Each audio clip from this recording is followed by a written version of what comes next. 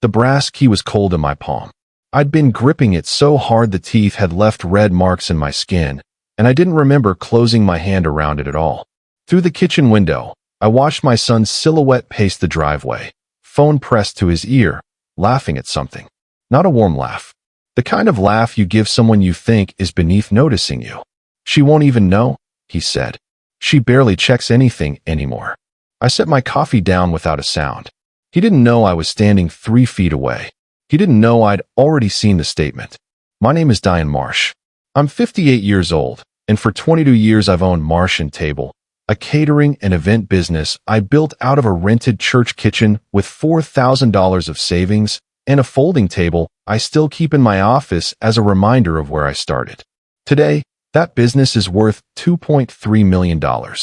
I have 11 full-time employees, 3 of whom have been with me since year 2, and a reputation in this city that took 2 decades to earn and about 4 seconds to lose, if I ever let the wrong person near the books. My husband, Walter, died 6 years ago. Since then, it's been me, the business, and my son, Tyler, 26 years old, my only child, the person I built all of this for, whether he ever asked me to or not. 8 months before that key left marks in my hand, I'd added Tyler as a signer on 2 of my business accounts. Not the primary operating account. I wasn't reckless, but a $380,000 reserve account and a $95,000 vendor payment account, both meant to keep the business breathing during slow seasons. I did it because he told me he wanted to learn the business side, because I was tired, because I loved him, and because for one soft, foolish year, I believed my son wanted to build something with me instead of just wanting something from me. I was wrong, and I was about to find out exactly how wrong. It was a Tuesday in March when I came home early from a wedding walkthrough and found 4 people in my dining room I didn't recognize, drinking wine from my good glasses, the ones I only bring out for holidays, while Tyler stood at the head of the table like he was hosting a shareholder meeting. He was wearing a blazer I'd never seen, the kind that costs more than a week of catering payroll. There was a laptop open in front of him with a slide on the screen that read, Tyler Marsh Ventures, Q2 Projections. "Mom," he didn't stand up. "You're early." One of the strangers, a young man in a quarter-zip sweater, raised his glass toward me like I was the help. "This must be the backer," he said, and everyone laughed. "Backer." I smiled the way you smile at a stranger's bad joke at a funeral. I didn't realize I was funding anything. Tyler waved a hand. "It's a formality thing, Mom. Business language. Don't worry about it." That night, after his friends left and he'd gone up to his old room, because he was staying with me just for a few months while he got things off the ground, I sat at my kitchen table with my laptop and logged into the vendor payment account. $31,400 had moved out over 6 weeks. Marketing consultants, a logo designer, a retreat in Sedona, a payment to something called Apex Growth Partners that I would later learn was a company Tyler had registered himself 3 months earlier, using my business's EIN as a reference. I didn't say anything to him that night. I just closed the laptop, and I started paying attention. I called the number listed for the marketing consultant who'd been paid $6,200. It rang through to a voicemail with no name attached. I searched the business address on the invoice. It was a UPS mailbox store 2 towns over. When I asked Tyler about it at dinner, casually, like I was just curious, he barely looked up from his phone. "That's Marcus. He's a growth strategist. Mom, it's all remote first. You wouldn't really get it. It's a whole different economy now. Everything's project-based, decentralized talent pools, that kind of thing." I nodded slowly. "Right. Of course." I believed nothing he said, but I let him believe that I did. 2 weeks later, while Tyler was out pitching investors, I went through the shared drive he'd set up for transparency. Buried in a folder labeled Miscellaneous was a spreadsheet titled Personal Runway. It tracked, month by month, exactly how much he intended to draw from my reserve account to cover his own rent, his car payment, and something labeled simply Vegas, team building. $14,000 for a trip.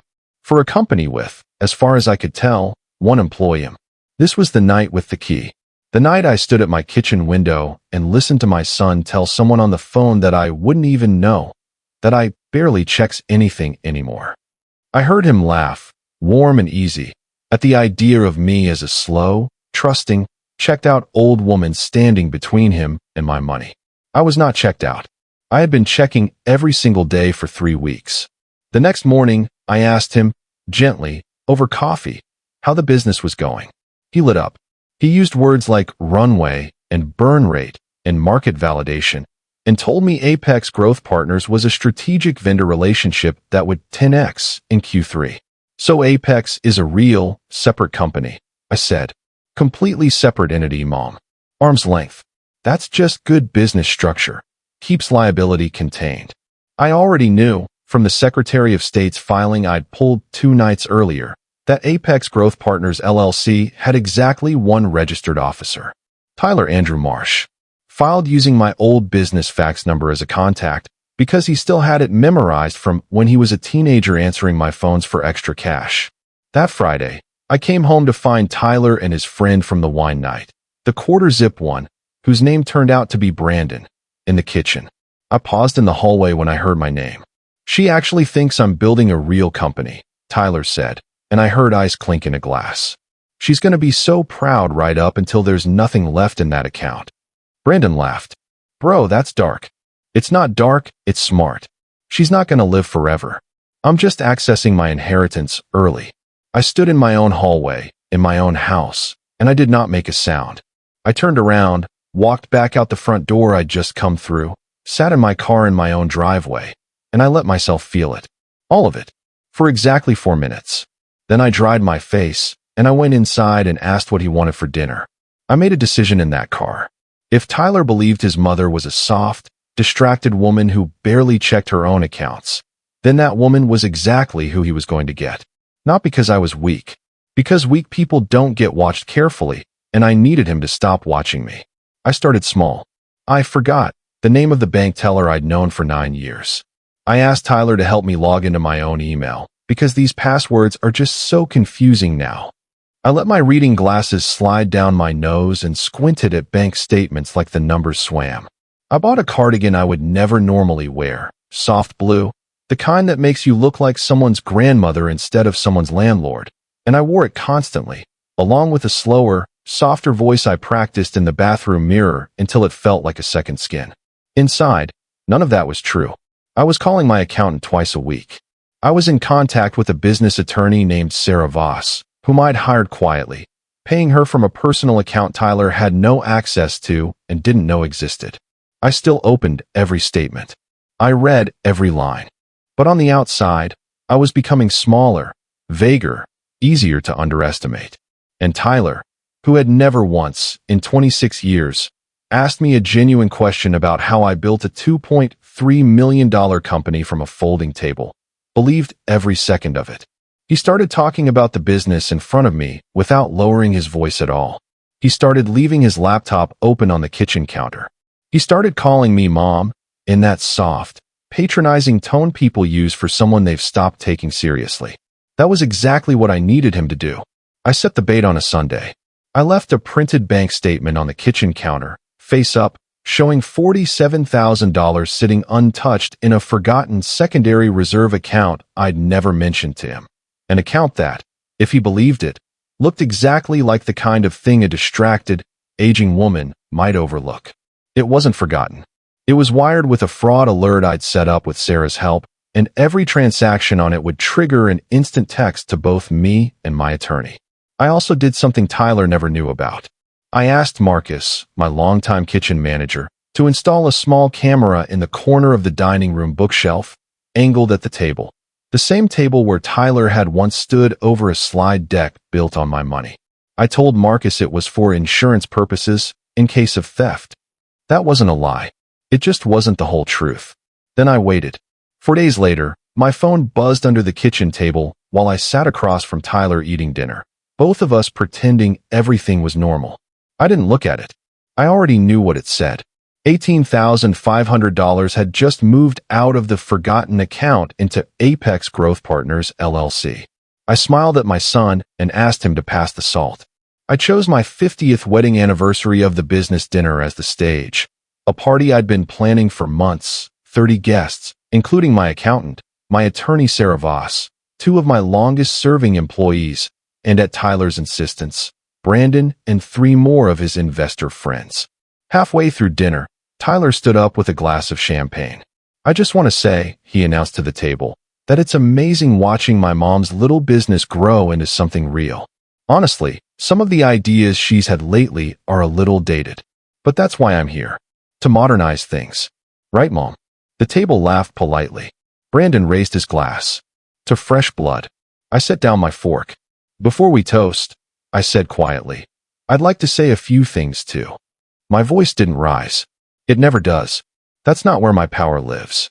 22 years ago, I built this company on a folding table with $4,000 I'd saved from double shifts at a diner. 8 months ago, I made my son a signer on 2 of my accounts because I loved him and I wanted to trust him. Since then, $31,400 has gone to consultants who don't exist. $14,000 was allocated for a trip to Las Vegas labeled as team building for a company with 1 employee. And 4 days ago, $18,500 moved out of an account my son didn't know I was watching into a company he registered himself, using my business's own fax number 3 months before he ever mentioned Apex Growth Partners to me. The table had gone completely silent. Tyler's face had drained of color. "Mom, that's not. You don't understand the structure of." "I understand the structure perfectly," I said. "I have every wire transfer. I have the LLC filing with your name on it. I have a recording from 4 nights ago of you telling Brandon that I'm not going to live forever and that you're, in your words, accessing your inheritance early." Brandon's glass stopped halfway to his mouth. I reached into my bag and set the printed LLC filing on the table, directly in front of Tyler, next to the champagne he'd just poured for himself.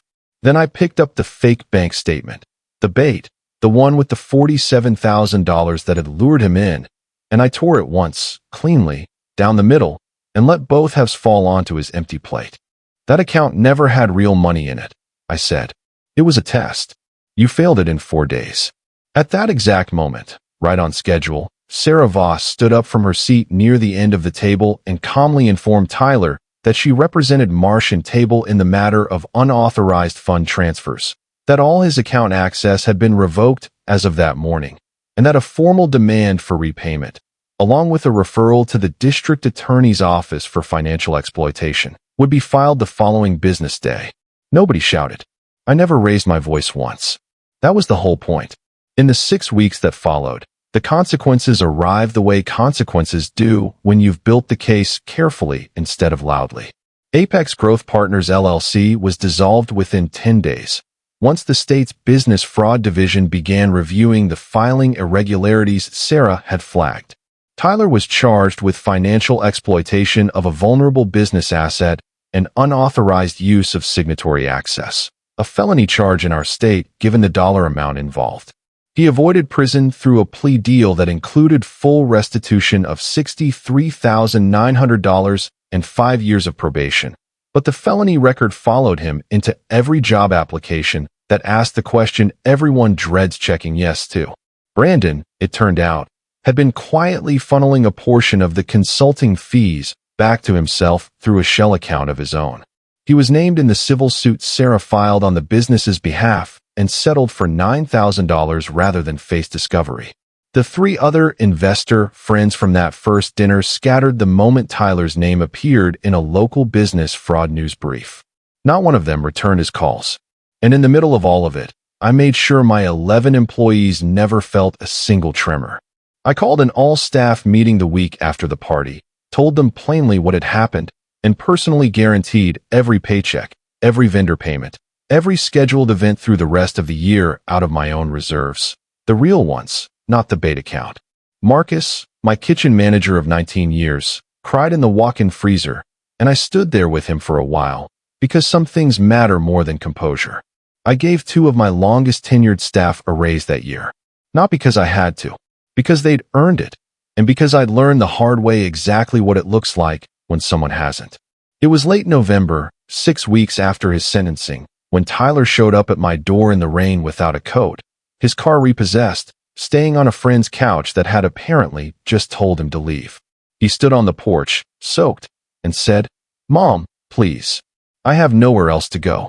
I made a mistake. I'll do anything. I stood in the doorway with the brass key to the shop still on the chain around my neck. The same key that had once left marks in my palm the night I first understood what he thought of me. You didn't make a mistake, Tyler, I said, calm, quiet, the way I always am when it matters most. A mistake is forgetting to lock the register. What you did was a decision, made over and over, for months, while you laughed about it behind my back. I love you. I will always love you. But I built this life once with $4,000 and a folding table, and I am not handing you the key to build your way through it a second time. I closed the door, gently, not slammed. There was no need for that anymore. Walter's chair was still by the window when I walked back into the living room, and I sat down across from it the way I do most nights now, and I said out loud, to no one and everyone, I kept it, Walter. I actually kept it. It's the closest thing I have left to peace with him, and some nights, it's enough. Love doesn't mean handing someone the keys to everything you built and hoping they don't burn it down. Sometimes the kindest thing you can do for someone you love is let them face exactly what they earned. Nothing softened, nothing hidden. I didn't lose a son that night on the porch. I finally stopped losing myself to protect one who was never protecting me back. If someone in your family ever tried to underestimate you the way Tyler underestimated me, tell me what happened in the comments. I read every single one. And if this story hit home, hit like, subscribe for more, and I'll see you in the next one.